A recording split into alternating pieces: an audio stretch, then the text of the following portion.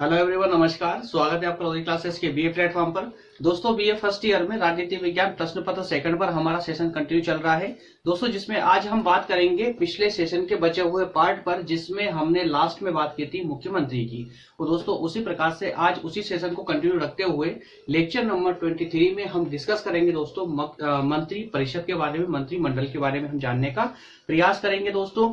उन सभी छात्रों को जो हमारे प्लेटफॉर्म पर पहली बार आए हैं, उन सबको बता दूं दोस्तों कि हमारे इस प्लेटफॉर्म पर सभी विषय, बीए के सभी सब्जेक्ट आपको पूरे विस्तार के साथ में पढ़ाए जा रहे हैं दोस्तों। और आपके डाउट को क्लियर करने के लिए हम आपको व्हाट्सएप और कॉल की फैसिलिटी भी स्पेशली प्रोवाइड करते हैं दोस्तों, जो कि यूट्यूब पर दोस्तों, पूरे यूट्यूब प्लेटफॉर्म पर आपको कहीं भी इस प्रकार से फ्री क्लासेस में ये फैसिलिटी देखने को नहीं मिलेगी।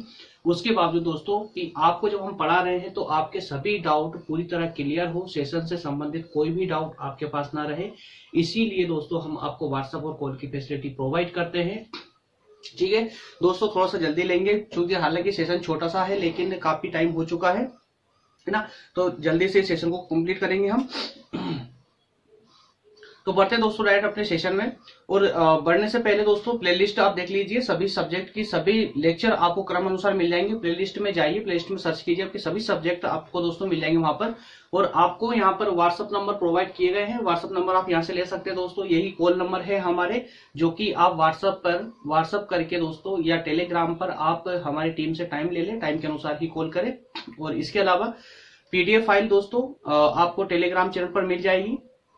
टेलीग्राम पर नोदाजी क्लासेस नाम से ग्रुप है, सर्च कीजिए, करेंगे आप तो आसानी से मिल जाएगा। या फिर आपको ये लिंक दिख रही है दोस्तों, इस लिंक को कॉपी कर ले, है ना। तो इस लिंक को भी अगर आप वहां पर पेस्ट करेंगे तो ऑटोमेटिक जो है ग्रुप आ जाएगा। और उस ग्रुप का लोगो दोस्तों कुछ इस प्रकार से होगा, ये आपको दिख रहा है ना। चलिए दोस्तों शुरू करते हैं आज का सेशन। और जैसा कि आपको पता है दोस्तों, आज हमारी यूनिट नंबर यूनिट थर्ड में लास्ट लेक्चर होने जा रहा है, जिसमें लास्ट टॉपिक का लास्ट लेक्चर होगा दोस्तों। इसमें मुख्यमंत्री और मंत्रिमंडल का जो लास्ट टॉपिक था उस पर, मुख्यमंत्री पर हमारा लास्ट सेशन हो चुका है। और आज हम बात करेंगे कंप्लीटली मंत्री परिषद पर आज हमारा डिस्कस होगा दोस्तों, जिसके अंतर्गत दोस्तों हम आज देखेंगे मंत्री परिषद को, माफ कीजिएगा, मंत्री परिषद की गठन के बारे में हम बात करेंगे। और मंत्री परिषद की गठन को दोस्तों हम 5 पॉइंटों के माध्यम से पूरा समझने का, पूरा टॉपिक के विस्तार पूर्वक समझने का प्रयास करेंगे। जिसमें सबसे पहले दोस्तों हम बात करेंगे कि जो मंत्री परिषद होती है, मंत्री परिषद का जो हेड होता है, कौन होता है दोस्तों? मुख्यमंत्री होता है, जैसा कि हमने लास्ट लेक्चर में बहुत अच्छे से इसको समझ लिया था। उसी प्रकार से आज जो हम डिस्कस करने वाले हैं दोस्तों, तो उसमें सबसे पहला पॉइंट है आपका मुख्यमंत्री की नियुक्ति। मुख्यमंत्री की नियुक्ति होगी, उसी प्रकार से उसके बाद ही दोस्तों आपके लिए मंत्री परिषद का गठन हो पाएगा। उसके बाद हम बात करेंगे मंत्रियों का चयन की, कि किस प्रकार से मंत्री परिषद के मंत्रियों का चयन किया जाता है और किसके द्वारा किया जाता है। उसके बाद दोस्तों बात करेंगे हम मंत्रियों की श्रेणियों के बारे में, किस किस प्रकार के मंत्री परिषद में होते हैं, कितनी श्रेणियों में बटे हुए होते हैं। और उसके बाद दोस्तों मंत्री परिषद की जो कार्य प्रणाली है, किस प्रकार से मंत्री परिषद कार्य करती है, कार्य प्रणाली के बारे में जानेंगे। और लास्ट में हम दोस्तों बात करेंगे मंत्री परिषद की शक्तियों के बारे में, जो कि ये भी अपने आप में एक इंपॉर्टेंट पॉइंट है। ठीक है, चलिए दोस्तों इसी के साथ शुरुआत करते हैं अपने आज के सेशन की। और आज के सेशन में एक एक करके सभी पॉइंटों को हम समझते चलेंगे दोस्तों।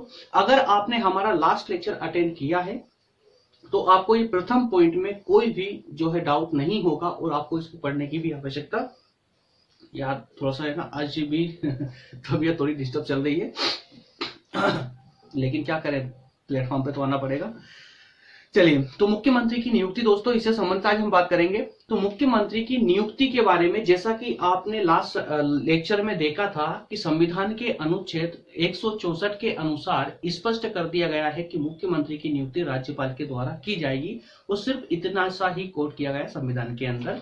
लेकिन व्यवहारिक रूप से अब देखिए दोस्तों, तो जो राज्यपाल मुख्यमंत्री की नियुक्ति करते हैं, तो नियुक्ति करते वक्त वो अपने स्वयं विवेक का, प्रथम श्रेणी में स्वयं विवेक का, अपना स्वयं की मतलब अपनी इच्छा अनुसार जो है किसी व्यक्ति को मुख्यमंत्री पद के लिए वो नियुक्त नहीं कर सकते। उसके लिए कुछ कंडीशन होती है, और वो कंडीशन ये होती है दोस्तों कि सबसे पहले मुख्यमंत्री पद पर नियुक्त करने के लिए जो प्राथमिकता देते हैं राज्यपाल, वो किसी उस राज्य के उस किसी राजनीतिक दल के जो वरिष्ठ नेता होता है, जो और वो राजनीतिक दल बहुमत में हो, अर्थात सिंपल वे में समझेंगे तो बहुमत प्राप्त दल का जो सर्वोच्च नेता होता है दोस्तों, उसी को वो मुख्यमंत्री पद के लिए नियुक्त करते हैं, पहली कंडीशन। लेकिन कभी कभी ऐसा भी हो जाता है कि कोई किसी दल को, कोई जो राजनीतिक दल है, एक या दो दल या जितने भी दलों ने जो है चुनाव में भाग लिया था, उन दलों को अगर स्पष्ट बहुमत प्राप्त नहीं है तो इस स्थिति में राज्यपाल अपने स्वयं विवेक का इस्तेमाल करके और किसी व्यक्ति को वो मुख्यमंत्री के लिए नियुक्त कर सकते हैं। ये भी प्रावधान किया गया है व्यवहारिक रूप से, ठीक है। संविधान में ये प्रावधान नहीं है दोस्तों, याद रखना। संविधान में मुख्यमंत्री की नियुक्ति को लेकर के सिर्फ एक ही बात कही गई है और वो इतनी सी कही गई कि मुख्यमंत्री की नियुक्ति राज्यपाल के द्वारा की जाएगी। क्लियर है? चलिए तो दोस्तों एक बार स्लाइड को ही पढ़ लेते हैं जिससे कोई भी डाउट आपका बचे नहीं। मुख्यमंत्री की नियुक्ति राज्यपाल की मंत्री परिषद के गठन का प्रथम चरण है, बिल्कुल सही बात है भाई। मंत्री परिषद का गठन करना है क्योंकि मंत्री परिषद के द्वारा ही किसी राज्य के शासन का संचालन किया जा सकता है, और जब राज्य के शासन के संचालन के लिए मंत्री परिषद आवश्यक होगी तो मंत्री परिषद का जो प्रथम चरण है, सबसे पहला चरण दोस्तों, तो वो किसका होगा भाई? मुख्यमंत्री की नियुक्ति करके, क्योंकि मुख्यमंत्री के द्वारा ही तो मंत्री परिषद की नियुक्ति की जाएगी भाई। मुख्यमंत्री आएंगे तो मुख्यमंत्री ही अपने मंत्रियों की लिस्ट बना करके राज्यपाल को देंगे, तब जाकर राज्यपाल उन मंत्रियों की नियुक्ति करेगा। इस प्रकार से पूरा मंत्रिमंडल बन पाएगा, ठीक है ना। तो इस प्रकार से दोस्तों, और संविधान के अनुच्छेद 164 में यह व्यवस्था की गई है कि राज्यपाल की नियुक्ति, राज्यपाल मुख्यमंत्री की नियुक्ति करेगा और फिर मुख्यमंत्री की सलाह से ही अन्य मंत्रियों की नियुक्ति होगी, ठीक है। इस संबंध में निश्चित परंपरा यह है कि राज्य की विधानसभा के बहुमत दल के नेता दोस्तों, बस इतनी सी बात अगर आपको याद हो गई, अगर आपके दिमाग में फिट हो गई कि राज्यपाल बहुमत दल के नेता को ही मुख्यमंत्री पद हेतु नियुक्त करेगा। यदि राज्य की विधानसभा में किसी एक राजनीतिक दल को स्पष्ट बहुमत प्राप्त ना हो अथवा बहुमत प्राप्त दल या विभिन्न दलों द्वारा बनाए किसी संयुक्त मोर्चे का कोई निश्चित नेता ना हो तो राज्यपाल मुख्यमंत्री की नियुक्ति करने में अपने विवेक का इस्तेमाल या प्रयोग कर सकेगा। तो इसका सिंपल सा अर्थ ये है दोस्तों कि अगर किसी राजनीतिक दल को स्पष्ट बहुमत प्राप्त नहीं है या फिर कोई भी राजनीतिक दल एक मिलीजुली सरकार लाने में भी सफल नहीं हो पाया है, तो ऐसी स्थिति में राज्यपाल अपने विवेक का प्रयोग कर सकेगा मुख्यमंत्री की नियुक्ति करने के लिए, ठीक है। उसके बाद दोस्तों अब हमारा सेकंड पॉइंट है कि मंत्रियों का चयन किस प्रकार से किया जाएगा। तो मंत्रियों का चयन दोस्तों एक सिंपल सा, देखिए व्यवहारिक रूप समझते चलिए, जैसा कि मंत्रिमंडल में अपनाया गया है उसका व्यवहारिक रूप ये है कि जिस राजनीतिक दल का, जो भी दल का एक मुख्यमंत्री होगा, जो मुख्यमंत्री नियुक्त किया जाएगा, या कहें कि जिस राजनीतिक दल को बहुमत प्राप्त होगा राज्य में, उस राजनीतिक दल का जो मुख्यमंत्री है दोस्तों, वो उन्हीं मंत्रियों को नियुक्त करेगा अपने मंत्री परिषद के लिए जो उसके दल का व्यक्ति होगा। इसके अलावा ऐसी लिस्ट बनाते वक्त, कौन सी लिस्ट? मंत्रियों की लिस्ट बनाने से पहले या बनाते वक्त दोस्तों मुख्यमंत्री इस बात पर विशेष विचार करेगा कि कोई क्षेत्र विशेष या कोई वर्ग विशेष इससे छूट ना जाए। अर्थात कि मंत्री परिषद का निर्माण करते वक्त, मंत्रियों को सिलेक्ट करते वक्त हर एक क्षेत्र से और हर एक समाज के हर एक वर्ग से कम एक मंत्री होना चाहिए, इस बात का विशेष ध्यान रखेगा। और इन सब के अलावा दोस्तों, अगर हम मंत्री परिषद की बात करें तो जो बड़े राज्य है, जैसे कि दोस्तों उत्तर प्रदेश, मध्य प्रदेश है ना, उत्तर प्रदेश, मध्य प्रदेश जैसे अगर बड़े बड़े राज्य हैं तो वहां पर मंत्रियों की संख्या अधिक होगी। और अगर कुछ ज्यादा ही छोटे राज्य हैं जैसे कि मेघालय, मणिपुर, त्रिपुरा या सिक्किम जैसे छोटे छोटे राज्य होंगे दोस्तों, तो वहां पर मंत्रियों की संख्या कम होगी। ये व्यवस्था भी होनी चाहिए। ऐसा नहीं है कि गोवा एक भारत का सबसे छोटा राज्य हो गया, कि गोवा जो छोटा सा राज्य है तो उसमें भी उतने ही मंत्री हो जितने की उत्तर प्रदेश में। तो ये ऐसा नहीं होना चाहिए, इससे पूरी शासन व्यवस्था जो है दोस्तों अपंग हो जाएगी, पंगु हो जाएगी, ठीक है। तो इस कारण से दोस्तों इन बातों का, मंत्री परिषद के निर्माण में इन बातों का विशेष महत्व होता है और विशेष ध्यान रखा जाता है। और कौन कौन से ध्यान स्पेशली रखे जाते हैं मंत्री परिषद के निर्माण में, तो उसकी बात हम करेंगे इन 5 पॉइंटों के माध्यम से जो सबसे ज्यादा आवश्यक है। प्रथम पॉइंट में देखें दोस्तों, प्रथम पॉइंट हमें इशारा करता है कि राज्य के सभी क्षेत्रों और वर्गों के मंत्री परिषद न्याय संगत ढंग से प्रतिनिधित्व उनको दिया जाए। जब भी मंत्रिपरिषद का निर्माण किया जाएगा मुख्यमंत्री के द्वारा, तो मुख्यमंत्री इस बात पर विशेष ध्यान रखेंगे कि समाज के प्रत्येक वर्ग को महत्व दिया जाए, न्यायोचित रूप से प्रत्येक वर्ग और प्रत्येक क्षेत्र को जो है न्यायोचित रूप से जो है उसमें हिस्सा दिया जाए, भाग दिया जाए। अर्थात सिंपल ये है कि कोई किसी ऐसे वर्ग या किसी क्षेत्र विशेष से कोई मंत्री रह ना जाए, हर एक क्षेत्र से मंत्री आना चाहिए, तभी जाकर के पूरे राज्य का विकास संभव हो पाएगा। ठीक है। इसके अलावा पॉइंट नंबर 2 में बात करें दोस्तों, तो सामान्यतः मुख्यमंत्रियों के द्वारा केवल अपने ही दल में से मंत्रिपरिषद, यार इसको तो पढ़ने की जरूरत नहीं है भाई, कोई भी मुख्यमंत्री होगा अगर मंत्रिपरिषद के लिए मंत्री सिलेक्ट करेगा तो कहां से करेगा, किसी अन्य दल में तो जाएगा नहीं, वो अपने ही दल के नेताओं को लेकर आएगा, और जो नेता प्रभावशाली होंगे सर्वप्रथम उनको प्राथमिकता देगा मुख्यमंत्री। ठीक है ना। नेक्स्ट में अगर बात करें तो दल के प्रभावशाली सदस्यों को मंत्रिपरिषद में स्थान दिया जाएगा, दल के जो प्रभावशाली नेता है उनको स्थान मिलेगा। नेक्स्ट, मंत्रिपरिषद में ऐसे सदस्यों को स्थान दिया जाता है जो मुख्यमंत्री के विश्वास पात्र हो और मुख्यमंत्री के नेतृत्व की प्रशंसा करता हो या उसको स्वीकार करे, अर्थात मुख्यमंत्री का पूर्ण विश्वास प्राप्त हो, ताकि जब मंत्रिपरिषद का निर्माण किया जाए, मंत्रिमंडल में जब कार्य संचालन किया जाए, तो वह मुख्यमंत्री है उस मुख्यमंत्री का जो है विरोध ना करे। ठीक है, उसका मुख्यमंत्री के प्रत्येक आदेश का पालन उचित तरीके से करे और प्रत्येक निर्देश का पालन करे वो। ठीक। नेक्स्ट है, ऐसे व्यक्तियों को लिया जाता है काय में मंत्रिपरिषद में, ऐसे व्यक्तियों को लिया जाता है जिसमें प्रशासनिक योग्यता हो, अर्थात जब मंत्रियों को लिया जाएगा मंत्रिपरिषद के अंदर तो उनको एक स्पेशल विभाग अलॉट किया जाएगा, तो उस विभाग का संचालन करने की योग्यता उस मंत्री में होना चाहिए। अगर वो विभाग को संचालित करने की योग्यता उस मंत्री में नहीं होगी तो दोस्तों वहां पर अराजकता ऑटोमेटिक आ जाएगी, है ना। तो इस बात का विशेष ध्यान रखा जाता है। कानून निर्माण, तो प्रशासनिक योग्यता होनी चाहिए उस नेता में, उस मंत्री में, या कानून निर्माण की योग्यता होनी चाहिए, प्रशासन के दायित्वों को पूरा कर सके, विधान मंडल में स्थिति का सामना कर सके, मतलब प्रत्येक रूप से वो सक्षम हो उस विभाग के लिए। इस प्रकार के नेता को ही मुख्यमंत्री जो है मंत्रिपरिषद के लिए सिलेक्ट करेंगे। क्लियर हुआ। नेक्स्ट है पॉइंट नंबर 3, जिसमें हम बात करेंगे मंत्रियों की श्रेणियों की दोस्तों। तो मंत्री की श्रेणियों में आप सिर्फ 2-3 चीजें याद रखेंगे। मंत्रियों की श्रेणी जिस प्रकार से आप देखते हैं दोस्तों कि जिस प्रकार जब केंद्र में मंत्रिमंडल का निर्माण हुआ था तो वहां पर भी हमने 3 प्रकार के मंत्रियों की श्रेणी देखी थी, वही 3 प्रकार की श्रेणियां आपको राज्य के मंत्रिमंडल में दिखाई देगी, मंत्रिपरिषद में दिखाई देगी। अब मंत्रिपरिषद में किस प्रकार दिखाई देगी दोस्तों, जैसे कि जो मंत्री आपके नियुक्त होकर के सरकार बनाते हैं, सरकार में जाते हैं, जब वो सरकार का निर्माण करते हैं, शासन का निर्माण करते हैं, तो उसमें दोस्तों मुख्यमंत्री के द्वारा जो मंत्री चुने जाते हैं उनको 3 कैटेगरी में बांटा जाता है। अब 3 कैटेगरी कौन कौन सी होती है दोस्तों, सबसे प्रथम होगी आपकी कैबिनेट मंत्री की, दूसरी हो जाएगी आपकी राज्य मंत्री और तीसरे हो जाएंगे उप मंत्री। तीनों के नाम आप विशेषकर याद रखेंगे और रखना ही पड़ेगा इसके अंतर्गत। सबसे इंपॉर्टेंट चरण है, सबसे इंपॉर्टेंट पार्ट है इस पूरे लेक्चर का। ठीक है, तो 3 प्रकार के मंत्री होते हैं मंत्रिपरिषद के अंदर, जिसमें प्रथम होता है कैबिनेट मंत्री या मंत्रिमंडल उसको बोल सकते हैं हम, दूसरा होगा राज्य मंत्री, तीसरा होगा आपका उप मंत्री।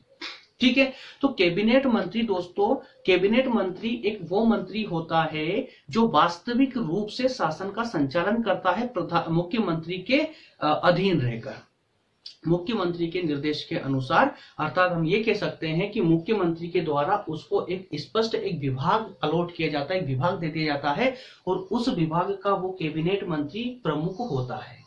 ठीक है, इसके बाद जो हमने सेकंड कैटेगरी बताई आपको राज्य मंत्रियों की, एक राज्य मंत्री भी होता है दोस्तों। तो राज्य मंत्री भी 2 प्रकार के होते हैं। उन 2 प्रकारों में एक राज्य मंत्री तो ऐसा होता है जिसको एक स्वतंत्र प्रभाग दिया जाता है। जैसे जब आप देखते हैं दोस्तों कि जैसे मान लेते हैं, हम के एग्जाम्पल लेते हैं कि जैसे अभी कोरोना चला है भाई, अभी कोरोना काल है, तो कोरोना काल को किस प्रकार से मेंटेन किया जाए, इस कोरोना काल में अर्थव्यवस्था को संभाले रखने के लिए कैसी व्यवस्था की जाए राज्य के अंदर, तो इस प्रकार का एक नया प्रोजेक्ट बना दिया जाएगा और ये राज्य मंत्री को पकड़ा दिया जाएगा। ठीक है, अब मुख्यमंत्री के ऊपर निर्भर करता है कि जो कोरोना काल का जो एक प्रोजेक्ट बना करके और उस मंत्री को दिया है, राज्य मंत्री को दिया है, वो स्वतंत्र रूप से कार्य करेगा या फिर वो किसी कैबिनेट मंत्री के अधीन रहकर कार्य करेगा। ये मुख्यमंत्री की इच्छा पर निर्भर करता है।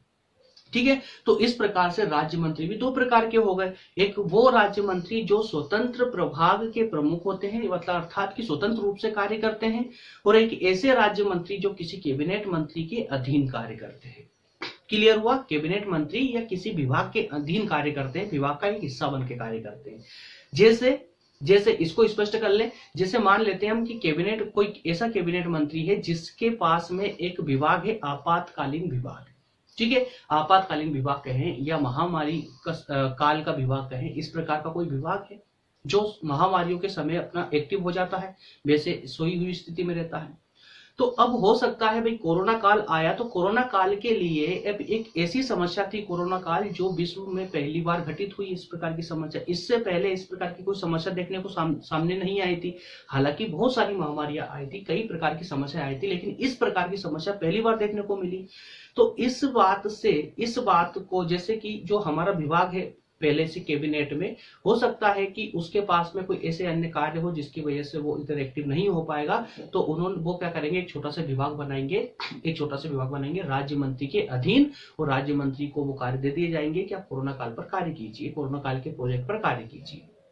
ठीक है। तो इस प्रकार से राज्य मंत्रियों के पास में दो प्रकार के कार्य होते हैं। ये हो सकता है कि वो स्वतंत्र रूप से कार्य करे या फिर किसी अन्य विभाग के अधीन रहकर कार्य करे, उसका हिस्सा रहकर कार्य करे। ठीक है। और जो तीसरी कैटेगरी वाले हमने मंत्री बताया आपको, वो है उप मंत्री। वो हमेशा कैबिनेट मंत्री के अधीन ही कार्य करेंगे, उनको हम कहते हैं उप मंत्री। तो इस प्रकार से दोस्तों मंत्रिमंडल के गठन के समय में मुख्यमंत्री जो लिस्ट बनाते हैं मंत्रियों की, वो 3 कैटेगरी के अंदर बनाते हैं, और उन तीनों कैटेगरियों में मंत्रियों को अलग अलग जो है प्रभाग दिए जाते हैं, अलग अलग शक्तियां दी जाती है, अलग अलग प्रकार से स्वतंत्रता उनको प्रोवाइड की जाती है। क्लियर हुआ है ना? चलिए अब स्लाइड पर आ जाइए। अब स्लाइड पर आकर हम इसको पूर्ण विस्तार के साथ में समझने का प्रयास करते हैं। राज्यों की मंत्रिपरिषद में मंत्रियों को 3 श्रेणियों में बांटा गया है, हम चर्चा कर चुके हैं। ठीक है, 3 प्रकार की श्रेणियों में बांटा गया है दोस्तों। अब वो 3 श्रेणियां कौन कौन सी है आपके सामने आ रही है। कैबिनेट मंत्री या मंत्रिमंडल के सदस्य, राज्य मंत्री और उप मंत्री। ठीक है, राज्य मंत्री और उप मंत्री। इसके अंतर्गत कैबिनेट मंत्री, जैसा मैंने आपको बताया, इनके द्वारा ही सामूहिक रूप से शासन की नीति का निर्धारण किया जाता है, अर्थात कि वास्तविक रूप से जो कानून निर्माण का कार्य किया जाता है या फिर कानूनों का संचालन किया जाता है, वास्तविक रूप से दोस्तों कैबिनेट मंत्री ही करते हैं। ठीक है। इसके बाद में अगर हम सेकंड की बात करें राज्य मंत्रियों की, तो कुछ राज्य मंत्रियों को तो स्वतंत्र विभाग दिए जाते हैं और कुछ राज्य मंत्री कैबिनेट मंत्री या फिर किसी अन्य विभाग के अधीन कार्य करेंगे। ठीक है। और नेक्स्ट है उप मंत्री। उप मंत्री तीसरी श्रेणी है मंत्रियों की, तो उसमें वो कैबिनेट मंत्री के सहायक के रूप में ही कार्य करेंगे, कैबिनेट मंत्री के अधीन रहकर ही कार्य करेंगे। ये कंपलसरी है उप मंत्रियों के लिए। ठीक है ना? चलिए, तो मंत्रियों की इन श्रेणियों के आधार पर ही दोस्तों इस बात को यहां पर एक पॉइंट विशेषकर मिलेगा आपको कि मंत्रिमंडल और मंत्रिपरिषद में छोटा सा डिफरेंस। अब यहां देखिए दोस्तों, मंत्रिमंडल मंत्रिपरिषद, अब यहां पर एक बात आप आसानी से समझ लीजिए। जो राजनीतिक दल विजित होकर के शासन में आया है, अब उसमें तो कई प्रकार के नेता होंगे, कितने सारे नेता होंगे। ठीक है दोस्तों, सारे जितने नेता है, जितने मंत्री होंगे, सारे मंत्रियों को मिला करके हम क्या कहेंगे, उसको कहेंगे मंत्री परिषद। जैसे कि दोस्तों जहां कैबिनेट मंत्री भी होगा, राज्य मंत्री भी होगा और उप मंत्री भी होगा, जहां पर तीनों मंत्रियों को सामूहिक रूप से देखेंगे तो उसे हम कहेंगे मंत्री परिषद। लेकिन जब हम मात्र बात करेंगे, किस पर, मात्र बात करेंगे दोस्तों कैबिनेट मंत्री पर, तो उसे कहेंगे मंत्रिमंडल। ठीक है, तो इसमें आप कंफ्यूज नहीं होंगे। अधिकतर स्टूडेंट ये गलती कर देते हैं, मंत्री परिषद को मंत्रिमंडल बोल देते हैं और मंत्रिमंडल को मंत्री परिषद बोल देते हैं। यहाँ हमेशा कंफ्यूजन रहती है, और कोई तो इतने विद्वान होते हैं कि मंत्रिमंडल और मंत्री परिषद को एक ही मान बैठते हैं। तो मंत्रिमंडल कौन होगा? जो वास्तविक रूप से शासन करता है, जो वास्तविक रूप से विधि का संचालन करेगा राज्य के अंदर, जो वास्तविक मंत्री होते हैं, अर्थात कैबिनेट मंत्री जो होते हैं, उनको हम बोलते हैं मंत्रिमंडल। और उसमें दोस्तों सिलेक्टेड नेता होते हैं, बहुत कम नेता होते हैं। ठीक है। इसके अलावा जब हम बात करेंगे कैबिनेट मंत्री, राज्य मंत्री और उप मंत्री, तीनों को एक साथ मिला देंगे तो उसे हम कहेंगे मंत्री परिषद। ठीक है, उसमें सभी प्रकार के मंत्री आ जाएंगे। तो इस रूप से जब हम देखेंगे तो मंत्रिमंडल एक छोटी इकाई है लेकिन सबसे महत्वपूर्ण इकाई है, क्योंकि वास्तविक शासन की जो शक्तियां होती है वो इन कैबिनेट मंत्रियों के हाथों में ही होती है। ठीक है, और मंत्री परिषद जो है एक बड़ी इकाई है, अर्थात कि मंत्री परिषद में भी एक और मंत्री परिषद होती है। परिषद का मतलब क्या, मंत्रियों का एक समूह, उसको परिषद बोलते हैं। तो मंत्री परिषद के अंदर एक और मंत्री परिषद है जिसे हम क्या बोलते हैं, मंत्रिमंडल बोलते हैं। ठीक है, तो यही कुछ आपके इस बॉक्स में बना हुआ है, लिखा हुआ है, आप खुद पढ़ सकते हैं, इसको समझ लेंगे। ठीक है, तो इस प्रकार से दोस्तों हमारी ये थर्ड पॉइंट मंत्रियों की श्रेणियों वाला कंप्लीट हो जाता है। और अब जो दोस्तों हम बात करेंगे मंत्री परिषद की कार्यप्रणाली के बारे में। मंत्री परिषद किस प्रकार से कार्य करेगी, तो मंत्री परिषद किस प्रकार से कार्य करेगी, इसके लिए भी सिंपल सी बात है, इसमें कुछ भी ऐसा डिफिकल्ट नहीं है। जब मंत्रियों को नियुक्त कर लिया जाता है, सभी मंत्रियों को इन 3 भागों में बांट दिया जाता है, कैबिनेट, राज्य और उप मंत्रियों के रूप में। सबको अपने अपने कार्य दे दिए जाते हैं दोस्तों। तो उसके बाद में दोस्तों जो मंत्रिमंडल की बैठकें होती है, स्लाइड में आप देख रहे हैं, प्रत्येक सप्ताह होती है। कम से कम प्रत्येक हर सप्ताह मतलब हफ्ते में एक मीटिंग तो होना उनकी आवश्यक है, एक बैठक होना आवश्यक है, अर्थात महीने में 4 बैठक होना आवश्यक है। लेकिन मुख्यमंत्री चाहे दोस्तों तो वो कभी भी अपनी बैठक बुला सकते हैं।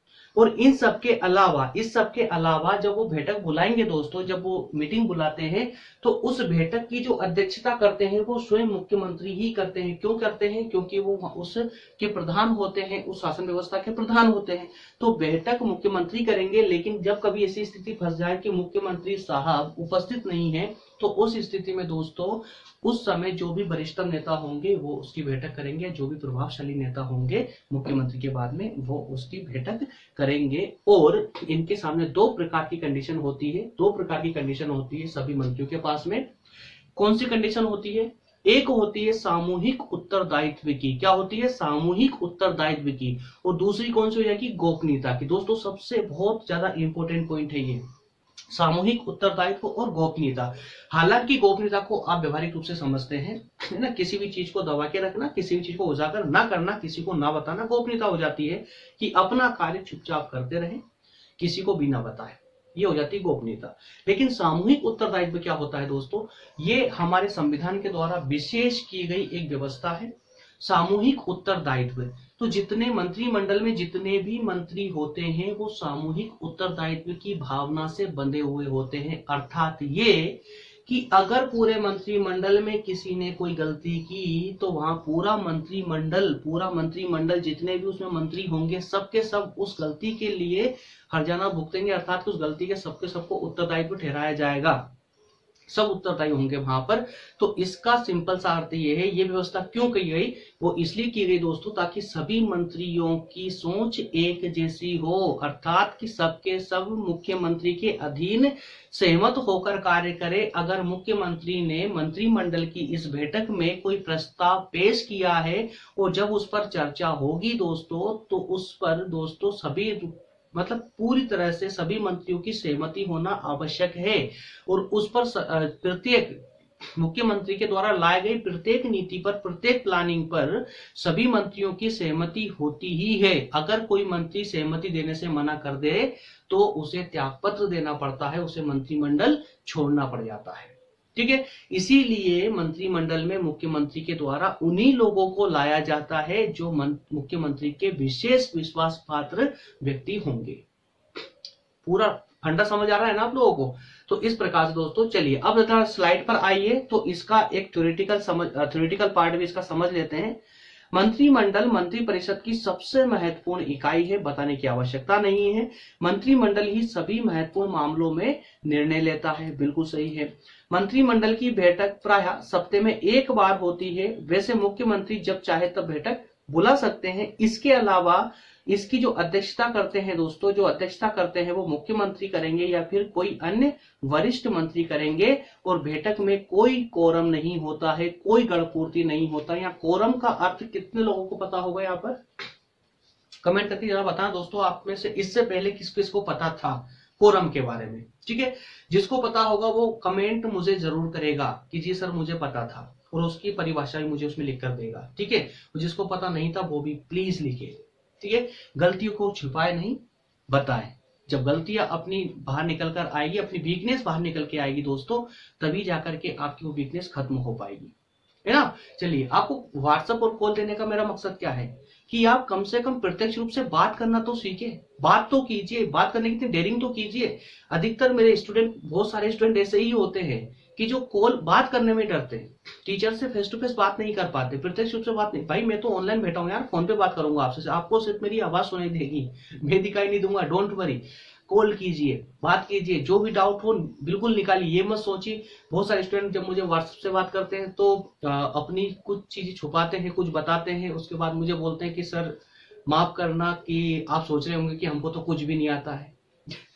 तो हालांकि ऐसी कोई बात नहीं है, परंतु फिर भी उन दोस्तों के लिए बोलना है मेरा कि जब भी आप मुझे कमेंट करें, व्हाट्सएप पे करें, टेलीग्राम पर करें, या मेरे लिए कहीं टेलीग्राम मैसेज छोड़े, या फिर आप मुझे कॉल करें दोस्तों, तो ये बिल्कुल भी मान कर ना चले कि आप बहुत अच्छे वक्ता है, या मैं इस प्रकार से आपके लिए, मतलब कि आपके लिए जो यहाँ पर आया हूं दोस्तों, इसीलिए आया हूं कि मैं प्रत्येक अपने आप को सिर्फ जीरो मानता हूं, सिर्फ जीरो, है ना। मैं कोई स्पेशल नहीं हूं, मैं अपने आप को खुद जीरो मानता हूं। इसलिए दोस्तों, आप बिल्कुल अपनी प्रत्येक वीकनेस को, चाहे वो छोटी सी बात ही क्यों ना हो, आप बिल्कुल मेरे सामने खुल के रख सकते हैं। और जब आप मेरे सामने खुल के छोटी सी बात होगी उसको रखेंगे, तो ऑटोमेटिक दोस्तों वो जो आपके अंदर जो वो वीकनेस है, जो प्रॉब्लम है, वो हमेशा जड़ से रूट आउट हो जाएगी, वो हमेशा के लिए खत्म हो जाएगी, ठीक है ना। चलिए, तो इसी कारण दोस्तों बिल्कुल भी हिचकिचाए नहीं, जो भी आपकी समस्या है, जो भी प्रॉब्लम, बिल्कुल खुले मन से, खुले तौर पर रखे मेरे सामने, ताकि मैं उसका निराकरण सही और उचित तरीके से आपको बता सकूं, आपका मार्गदर्शन कर पाऊं, ठीक है। चलिए, तो इसी प्रकार जो है दोस्तों, हम बात कर रहे थे कि मंत्रिमंडल की कार्यवाही के दो प्रमुख नियम होते हैं, और कौन कौन से होते हैं, उत्तरदायित्व और गोपनीयता। ये इससे पहले माफ कीजिएगा, कोरम पर बात कर रही थी हमारी। कोरम क्या होता है दोस्तों? कोरम एक ऐसी व्यवस्था है कि जब कोई बैठक होती है तो उसमें कितने लोग कम से कम उपस्थित होने चाहिए। सिर्फ इतना सा सिंपल वे में समझिए आप, खाली इससे ज्यादा में जाने की जरूरत नहीं है। हालांकि कुछ बातें हो रहे हैं, लेकिन मैं अभी यहाँ पर आपको कंफ्यूज नहीं करूंगा। छोटी सी बातें, जब कोरम पढ़ेंगे, स्पेशली जब हम लोकसभा राज्यसभा पढ़ेंगे, तब आपको कोरम भी पढ़ने को मिलेगा। लेकिन यहाँ व्यवहारिक रूप से छोटी सी बात समझ लिए कि जब भी कोई बैठक होती है, जब कोई इनकी मीटिंग होती है विधानसभा में या लोकसभा में या राज्यसभा में, जब भी कोई बैठक होती है मंत्रियों की, तो उस समय कम से कम कितने सदस्य उपस्थित होने चाहिए, इसी को कोरम कहा जाता है, इसी को गणपूर्ति कही जाती है, ठीक है ना। चलिए, तो इस प्रकार से दोस्तों कोरम की इसमें कोई विशेषता नहीं होती, कोई बात नहीं होती है। कितने भी मंत्री होंगे, बैठक चलती रहेगी, मीटिंग चल जाएगी, शुरू हो जाएगी, एंड भी होगी, ठीक है। इसके अलावा इसमें दो बातों का विशेष ध्यान रखा गया है, उत्तरदायित्व और गोपनीयता की बात कही गई है। प्रत्येक मंत्री सामूहिक रूप से, अर्थात सभी लोग मिलकर के उत्तरदायित्व की भावना से ओतप्रोत होंगे और गोपनीयता के तहत वो अपना कार्य करेंगे। मंत्रिमंडल की बैठकों में सामान्यतः सभी निर्णय एक मत से लिए जाते हैं, मैं आपको समझा चुका हूं। और मतभेद की स्थिति में अगर मतभेद है तो पारस्परिक विचार विमर्श किया जाएगा। विचार विमर्श के आधार पर ही उस निर्णय को अपना लिया जाता है, बेसिकली अपना लिया जाता है ना, हो ही जाता है ये। और ये निर्णय सभी मंत्रियों का संयुक्त निर्णय माना जाता है। और अगर कोई मंत्री इसको स्वीकार नहीं कर सकता या नहीं कर रहा है, तो उसे अपना त्याग पत्र देना होगा मंत्रिमंडल से, ठीक है। मंत्रिपरिषद के प्रत्येक सदस्य द्वारा गोपनीयता की शपथ ली जाती है और मंत्रिमंडल की कार्यवाही तथा निर्णय गुप्त रखे जाते हैं। प्रत्येक कार्यवाही गुप्त रखी जाएगी। यदि कोई मंत्री गोपनीयता को भंग करता है तो उसे त्यागपत्र देना होगा। और इस प्रकार की, अर्थात ये गोपनीयता वाली जो कंडीशन है, ये बजट निर्माण के संबंध में विशेष महत्व रखती है, ठीक है। चलिए, ये हमारे चारों पॉइंट होते हैं कंप्लीट। अब जो हम बात करेंगे इसके बहुत महत्वपूर्ण हिस्से पर, लेकिन दोस्तों वही सब कुछ है जो हम पिछली स्लाइडों में पढ़ चुके हैं, कोई ज्यादा इंपॉर्टेंट नहीं है, एकदम सिंपल वे में है। कुछ 5-6 शक्तियों के बारे में बात करेंगे हम। मंत्रिपरिषद के पास में कौन कौन सी शक्तियां हैं, लगभग दोस्तों जो शक्तियां मुख्यमंत्री के पास में है, वही सब कुछ सबकी सभी दोस्तों यहाँ पर आपको मंत्रिपरिषद के अंदर भी देखने को मिलेगी। सबसे पहली अगर शक्ति की हम बात करें तो शासन की नीति निर्धारित करना, भाई शासन में व्यवहारिक रूप समझते चलिए, आप स्लाइड का आप खुद पढ़ सकते हैं। शासन की नीति निर्धारित करना, राज्य में शासन किस प्रकार से चलाया जाएगा, कौन उत्तरदायित्व संभालेगा और किस प्रकार से शासन चलेगा, तो उसके लिए दोस्तों कुछ नीतियां बनाई जाती है, कुछ कानून बनाए जाते हैं। उन सभी कानूनों का संचालन करने का कार्य जो करती है वो मंत्रिपरिषद ही करती है। ठीक है, क्लियर है ना। नेक्स्ट है उच्च पदों पर नियुक्ति हेतु राज्यपाल को परामर्श देना।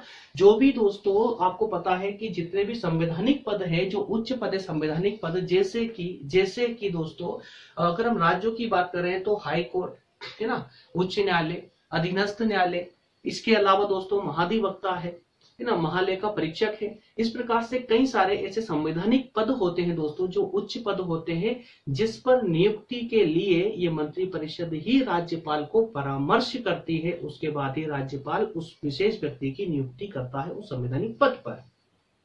ठीक है, इसके अलावा नेक्स्ट है दोस्तों, ये स्लाइड आप पढ़ लेना यार, एकदम सिंपल वे में है, कुछ भी कंफ्यूजन जैसी कोई चीज है नहीं है, आप सिर्फ व्यवहारिक रूप समझते चलिए। अगर मैं इसको भी डिटेल में समझाऊंगा तो सिर्फ एक टाइम बर्बाद करने जैसी स्थिति होगी। जहां आवश्यक लगता है मैं आपका टाइम बिल्कुल लेता हूं। आपको अच्छी तरह जानते हैं दोस्तों, मेरी क्लास आधे घंटे से लेकर के डेढ़ घंटे तक भी होती है, 1 घंटा 1.5 घंटा, पर नॉर्मली 1 घंटे तो मेरी क्लास चलती ही चलती है। मैं बिल्कुल भी टाइम के साथ, क्लास के साथ में कंप्रोमाइज नहीं करता हूं। जितना टॉपिक टाइम लेता है मुझसे उतना पूरा टाइम देता हूं उस टॉपिक को। ठीक है, लेकिन जहां आवश्यकता नहीं है मेरी, जहां मुझे पता है कि मेरे स्टूडेंट स्वयं से सेल्फ स्टडी के माध्यम से इन चीजों को समझ सकते हैं, इतने समझदार तो है मेरे स्टूडेंट की उन्हें ये सब समझाने की जरूरत नहीं है, तो दोस्तों मैं उस पार्ट को स्किप भी करते चलता हूं। लेकिन आपके पास में पीडीएफ आ जाएगी, ये इसे पढ़ेंगे आप, समझेंगे आप, मैं पूरा विश्वास दिलाता हूं आपको, 1% भी आपको यहाँ कंफ्यूजन नहीं रहेगी इस पूरी पीडीएफ के अंतर्गत। ठीक है, जहां जहां कंफ्यूजन जैसी स्थिति क्रिएट होने वाली होगी वहां मैं आपको एक्सप्लेन पहले से ही कर दूंगा ताकि आपको कोई डाउट रहे ही नहीं।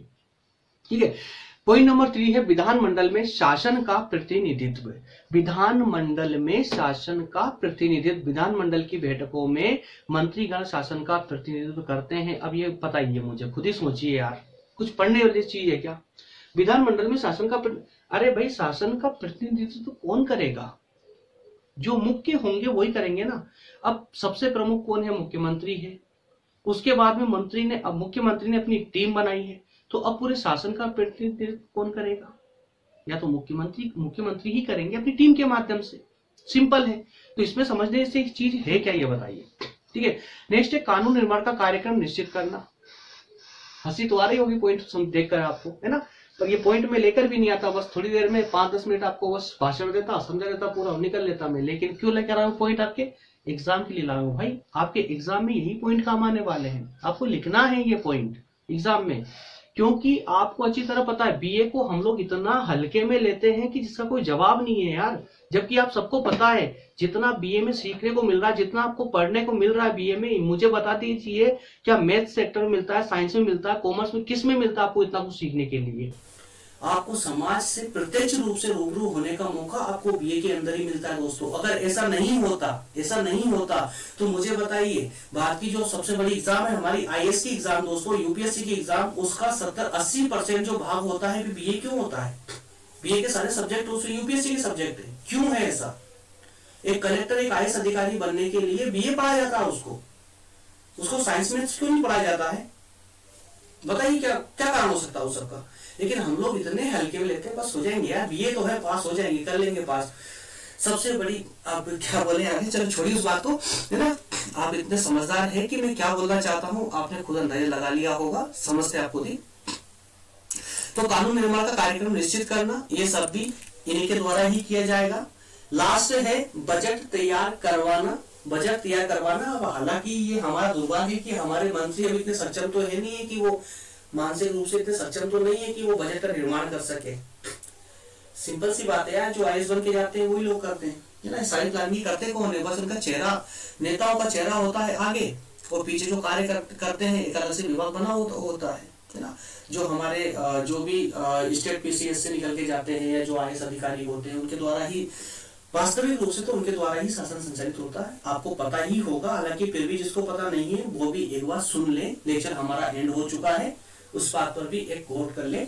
जिसको ये जो भी दोस्तों जिसको ये लगता होगा कि जितनी भी हमारी सरकार की योजनाएं आती है, देखिए मैं फिर से बोल रहा हूं, आप में से 90% बच्चों को पता होगा, है ना, कि वास्तविक रूप से किसके द्वारा क्या किया जाता है। जो मैं आपको बोलने वाला हूं, जो समझाने वाला हूं, वो आपको पता होगा। जिसको पता है वो भी सुन ले, और जिसको पता नहीं है कम से कम उनका नुकसान ना करें, उनको सुनने दे, ताकि वो उनको भी इस बात पर एकदम पूरा क्लियर हो जाए। क्या है, समझ इस बात को कि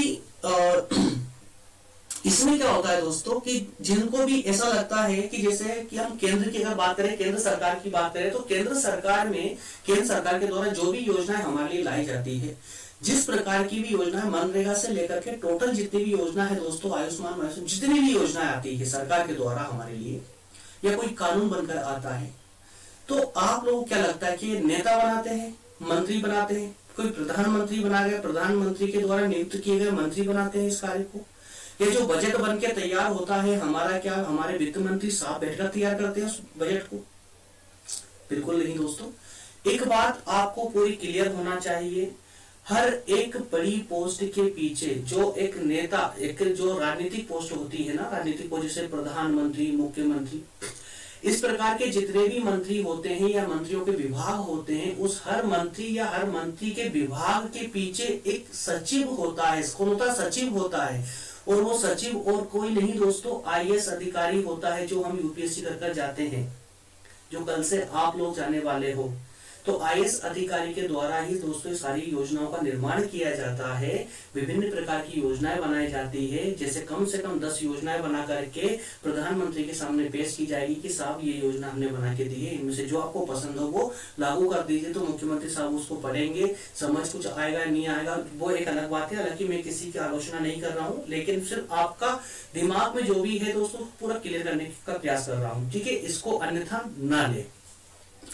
मुख्यमंत्री जो भी मंत्री पद पर होते हैं या जो कोई मंत्री विभाग के होते हैं, जो भी योजना बनाकर ला दी जाती है उसको समझने का वो प्रयास करते हैं ऐसे अधिकारी। 10 योजना बनाकर लाई जाती है कम से कम, है ना, ज्यादा कम भी हो सकती है। मैं आपको एग्जांपल दे रहा हूँ, कुछ योजनाएं बनाकर ला दी जाती है, उनसे एक आधी योजना ही मुश्किल से वो लागू की जाती है हमारे नेताओं के द्वारा, ठीक है? क्यों की जाती है लागू, कम क्यों की जाती है, पूरी इस प्रकार से ज्यादा योजनाएं क्यों नहीं लाई जाती है?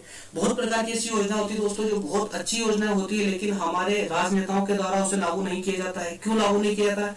क्योंकि कहीं ना कहीं उनके हितों को आघात करने वाली योजनाएं भी हो सकती है, उनको अर्थात उनकी पार्टी के हितों को आघात करने वाली हो सकती है, या उनकी पार्टी से संबंधित लोगों को के हितों को आघात करने वाली योजनाएं हो सकती है। इस कारण से भी जो है कंप्लीट योजना को लागू नहीं किया जाता है। तो इस प्रकार से वास्तविक रूप से जो योजनाएं लाई जाती है वो योजनाएं दोस्तों आईएएस अधिकारी तैयार करते हैं, और उस योजना के ऊपर मुखौटा चिपका दिया जाता है राजनेताओं का कि ये योजना फलाने व्यक्ति के द्वारा लाई गई है, ठीक है? लेकिन वास्तविक रूप से योजना कौन लागू करता, कौन लेकर आता है दोस्तों, कौन निर्माण करता है योजना का? तो आईएएस अधिकारियों के द्वारा की जाती है, जो वाकई में एक सक्षम व्यक्ति होता है, जो वाकई में एक माइंडेड व्यक्ति होता है, महान लोग होते हैं। और वास्तव में दोस्तों आरबीआई से लेकर के केंद्र सरकार तक में